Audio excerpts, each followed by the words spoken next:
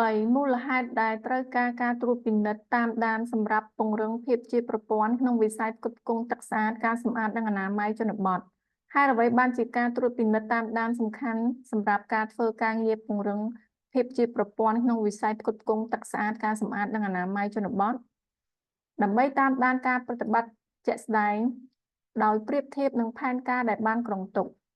ដើម្បីស្វែងយល់ពីការរីកចម្រើននានានៃគម្រោងដែលឆ្ពោះទៅសម្រេចបានតាមគោលបំណង កំណត់បញ្ហាដែលអាចឬកំពុងរាំងស្ទះការប្រតិបត្តិឬឧបសគ្គនានាដែលពាក់ព័ន្ធដំណើរការ រកដំណោះស្រាយឲ្យបានទាន់ពេលវេលាក្នុងករណីចាំបាច់អាចកែលម្អយុទ្ធសាស្ត្រដំណើរការប្រតិបត្តិនានាដើម្បីទទួលបានសមិទ្ធផលសមស្របនាពេលអនាគត